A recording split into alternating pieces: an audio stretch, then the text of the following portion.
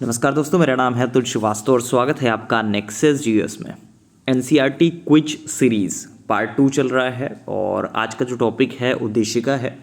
उद्देशिका से संबंधित जितने भी प्रश्न बन सकते हैं वो सारे के सारे करा दिए जाएंगे और ये सीरीज़ जो है वो एनसीईआरटी को पूरी तरह से समर्पित है।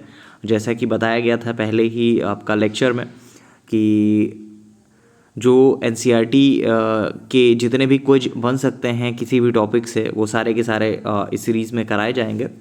चलिए शुरुआत कर देते हैं उद्देशिका से। पहले क्वेश्चन के बारे में लिखा हुआ है, निम्नलिखित देशों में कौन सा एक भारत के संविधान की उद्देशिका में सन्निहित नहीं है? विचार की स्वतंत्रता, आर्थिक स्वतंत्रता, अभिव्यक्ति की स्वतंत्रता और विश्वास की स्वतंत्रता। 4 ऑप्शन हैं आपके सामने। तो भारतीय संविधान की उद्देशिका में सभी नागरिकों को सामाजिक, आर्थिक और राजनीतिक न्याय के साथ साथ विचार, अभिव्यक्ति, विश्वास, धर्म और उपासना की स्वतंत्रता का लक्ष्य रखा गया है। सभी लोगों को पता है कि भारतीय संविधान की उद्देशिका में आर्थिक स्वतंत्रता की नहीं बल्कि आर्थिक न्याय की बात कही गई है। तो कौन सा ऑप्शन सही होगा? ऑब्वियस सी बात है, आर्थिक स्वतंत्रता, मतलब बी ऑप्शन इसका सही होगा। नेक्स्ट है, भारत के संदर्भ में निम्न में से कौन सा पंथ निरपेक्ष शब्द का सही भाव व्यक्त करता है? तो 4 ऑप्शंस हैं। भारत में अनेक धर्म हैं, भारतीयों को धार्मिक स्वतंत्रता प्राप्त है। थर्ड ऑप्शन है, धर्मानुपालन व्यक्ति की इच्छा पर निर्भर है। चौथा है, भारत में राज्य का कोई धर्म नहीं है। तो पंथ निरपेक्ष शब्द जो है इसको हिंदी में सेकुलर बोला जाता है। तो पंथ निरपेक्ष शब्द संविधान की प्रस्तावना में 42वें संविधान संशोधन अधिनियम 1976 द्वारा जोड़ा गया।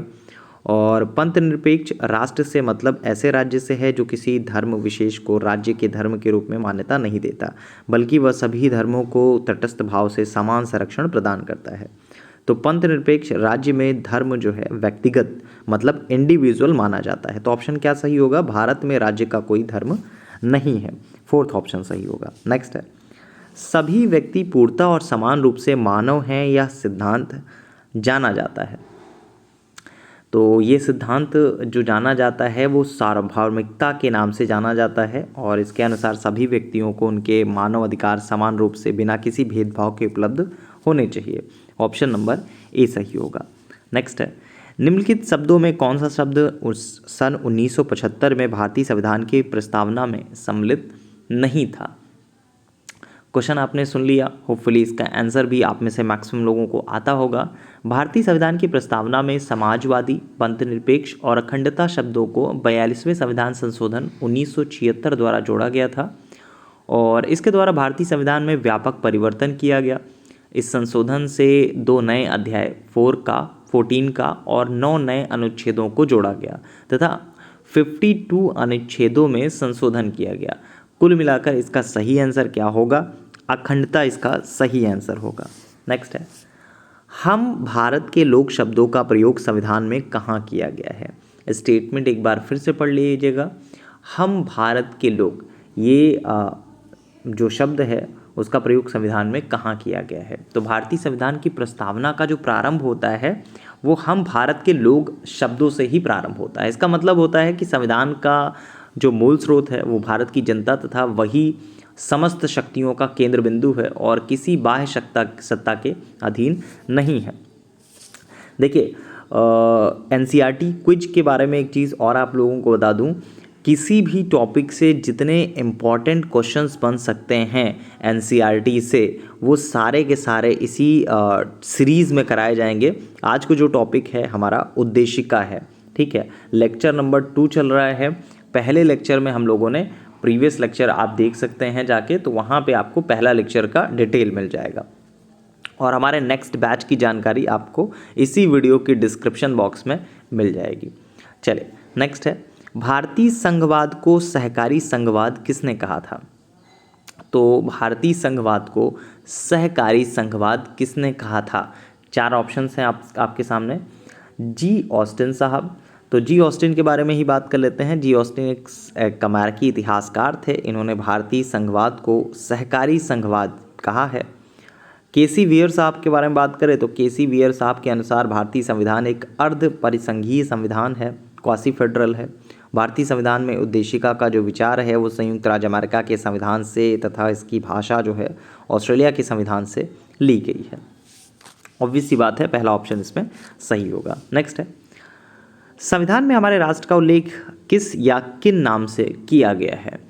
तो भारत तथा इंडिया नाम से किया गया है, तो पहला ऑप्शन इसका सही होगा। नेक्स्ट है, भारतीय संविधान की उद्देशिका में निहित संपूर्ण प्रभुत्व संपन्न लोकतांत्रिक गणराज्य पंथ निरपेक्षता समाजवादी आदि शब्दों का सही क्रम क्या होगा? तो ये थोड़ा सा आप लोगों के लिए डिफ़िकल्ट हो सकता है कि इसका सही क्रम क्या होगा, लेकिन जिसको आता है उसके लिए बहुत आसान है। संविधान की उद्देशिका में निहित जो विभिन्न शब्द हैं, अगर उनको हम सही क्रम में जोड़ें तो ये बनता है संपूर्ण प्रभुत्व संपन्न, समाजवादी, पंथनिरपेक्ष, लोकतंत्रात्मक, गणराज्य, न्याय, स्वतंत्रता, समता, व्यक्ति की गरिमा, राष्ट्र की अखंडता तथा बंधुता। तो ऑब्वियस सी बात है, जो बी ऑप्शन होगा वो आपका इसका सही होगा। नेक्स्ट पॉइंट पे आ जाते हैं। भारतीय संविधान की प्रस्तावना में जिन आदर्शों और उद्देश्य की रूपरेखा दी गई है उनकी व्याख्या की गई है। तो उनकी व्याख्या किस प्रकार से की गई है? मूल अधिकार राज्य के नीति निर्देशक सिद्धांतों और मौलिक कर्तव्यों के अध्याय में है। तो ऑप्शन नंबर इसका सी सही होगा। नेक्स्ट है, निम्नलिखित विवादों में किस में सर्वोच्च न्यायालय ने प्रस्तावना को भारतीय संविधान की मौलिक संरचना का अंग स्वीकार किया है? ये भी बड़ा पेट क्वेश्चन है आयोग का, और जहाँ तक मुझे उम्मीद है कि आप में से मैक्सिमम लोगों को आता भी होगा। केशवानंद भारती विवाद रहा है, और इसके बारे में थोड़ा सा डिटेल पे हम लोग चले जाते हैं चारों ऑप्शन के ऊपर। वर्ष था 1960 का। बेरुबारी संघ मामले में यह प्रश्न उठाया गया कि प्रस्तावना संविधान का भाग है या नहीं। तब सर्वोच्च न्यायालय ने निर्णय लिया कि प्रस्तावना संविधान का अंग नहीं है, लेकिन सर्वोच्च न्यायालय ने यह निर्णय केशवानंद भारती बनाम केरल राज्यवाद जो 1973 का था उसमें बदल दिया और कहा कि प्रस्तावना संविधान का भाग है, इसमें संशोधन हो सकता है, लेकिन संसद जो है संविधान के मूल ढांचे का उल्लंघन किए बिना ही संशोधन कर सकती है। भारतीय जीवन बीमा निगम मामले में भी सर्वोच्च न्यायालय ने माना कि प्रस्तावना जो है संविधान का अंग है। नेक्स्ट क्वेश्चन पे आ जाते हैं। तो ये रहा उद्देशिका से संबंधित जो भी प्रश्न थे उनके बारे में पूरी डिटेल्स। ये नेक्सस जीएस के सिलेक्शंस हैं रिसेंट टाइम में। अभी जो 2021 में सिलेक्शन हुआ है सबसे बड़ा सचिन यादव जी का डिप्टी कलेक्टर के पद पर 2020 बैच में तो अभी हाल ही में माननीय मुख्यमंत्री जी द्वारा उनको नियुक्ति पत्र प्रदान किया गया, और ये बहुत बड़ी उपलब्धि है।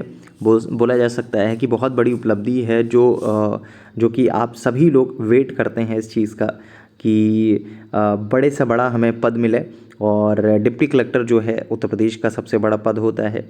तो कुल मिलाकर कहा जा सकता है कि अगर आपके बीच से ही, आपके क्लास से ही अगर कोई इतना बड़ा पोस्ट पाता है तो आपको भी मेहनत करने की ज़रूरत है, और अगर आप अपना 100% अटेम्प्ट करते हैं, 100% अपना देते हैं, तो बहुत आराम से इस परीक्षा को क्लियर किया जा सकता है। तो NCERT कुछ सीरीज़ में उद्देशिका के लेक्चर के लिए इतना ही। Thank you so much.